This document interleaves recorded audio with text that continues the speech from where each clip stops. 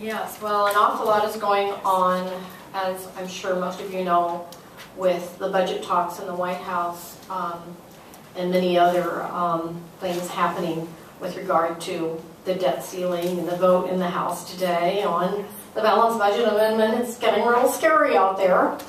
But the Older Women's Economic Security Task Force, which now my organization chairs with Institute for Women's Policy Research, Dr. Heidi Hartman, we asked him for a meeting with the White House, which we got. And I believe, for those of you who were here at our last NCWO council meeting, you heard Heidi's report on how that meeting went. We did get to air our concerns with very top White House officials, not the president.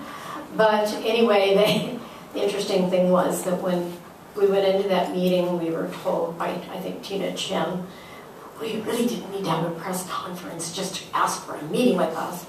But of course, all of us were thinking, oh yes, we did. So anyway, I think partially as a result of that meeting, Minority Leader Pelosi was invited to come to the White House and sit in on those meetings, although we hear that she's just listening in, not really participating. The only three people that are talking are the President and John Boehner, Speaker of the House, and Harry Reid, Senate Majority Leader. So it's kind of interesting, at least Pelosi is there. But with all of our activities, including another press teleconference and press releases, we are beginning to see some progress made with more attention on where are the women? You know, why aren't they at the table in these budget talks? Susan mentioned earlier that Michelle Singletary with the Washington Post had a great article just the other day all about our new campaign, which we're calling RPR 2012. It's a Twitter campaign and a petition campaign, but it calls for Congress to respect women, to protect Social Security, Medicare, and Medicaid, and reject any budget plans that threaten the security of women. We've sent this out to the NCWO list and other lists, and our goal is to get 10,000 signatures by the end of this month because we want to present it to leaders in Congress. Right now we have 3,750, so we may need to send it out again, and we hope that you will send it to some of your lists because we want to have 10,000 signatures on there. That's a lot more impressive than just 3,700. So maybe we can arrange with Susan and Ashley to get that sent out again.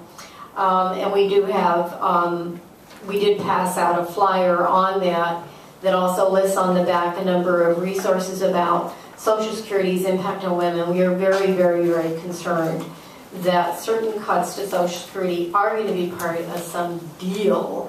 Whether it happens as part of lifting the ceiling on the federal deficit, we don't know. But ultimately, it might happen, and most of our concerns focus around this change in the cost of living measure, which is called the chain CPI, which is a measure of inflation, which unfortunately for seniors really understates their cost of living because they have to pay more out of pocket for health care. And we did a lot of work around objecting to the change CPI.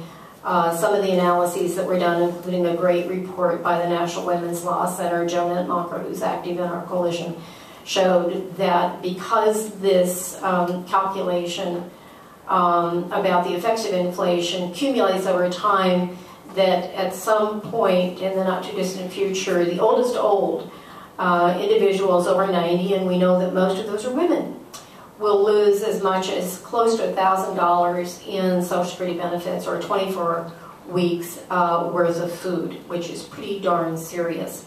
Many of you already know that a huge proportion of women on Social Security have an income that's from Social Security that's a little less than $1,000 a month. That's not a lot to live on. And a growing number of women and men have only Social Security to rely on. So this is really an important campaign.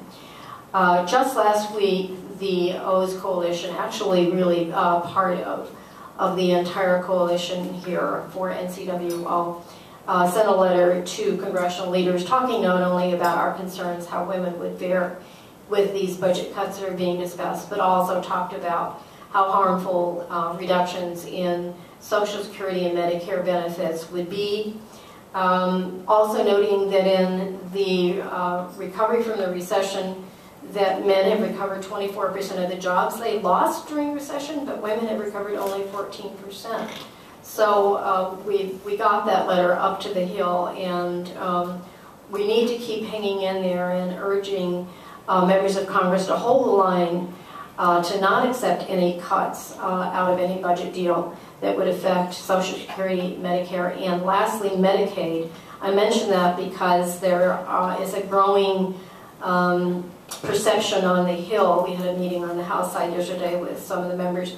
They think that the trade is going to be cuts to Medicaid in exchange for restoring tax rates on high-income earners, which, you know, the theory is because Medicaid beneficiaries would not yell as loudly as Medicare and Social Security beneficiaries. They may be the ones that take the hit here. Just looking at a little bit of the data on Medicaid, as you may know, women are the vast majority of beneficiaries under Medicaid, not only for reproductive health care, but for nursing home services.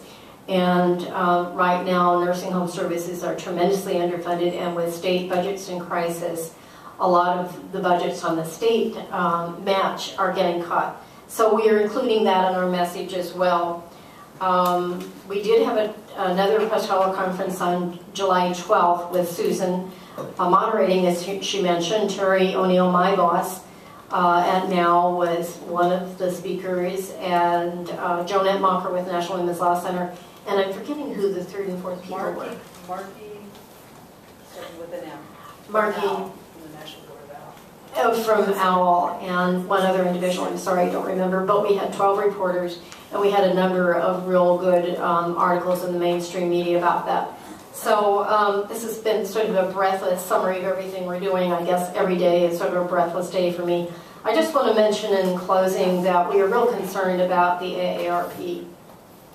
Several members of our task force let the AARP know that they were concerned over some remarks that John Rother, who is, I think, executive director, made about wanting to be at the table when all of these deals are being made. And to us, that implied that at least his opinion was that AARP should be ready to accept some cuts to Social Security. So we let them know in no uncertain terms that absolutely not.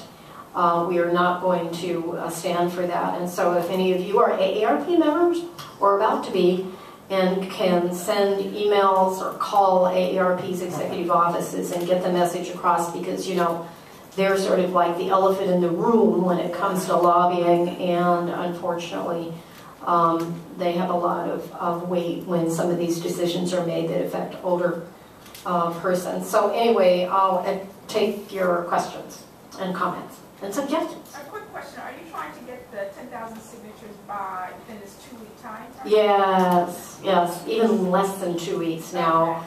You know, it's hard to really predict what the timeline is going to be like. I think it's just all very dicey, but our goal was to get it by the end of, a little bit before the end of July, so we'd have it ready to take up to the Hill and maybe even share it with the White House. So we can send that out again. Okay. Any other comments or questions? Okay, great. Thanks.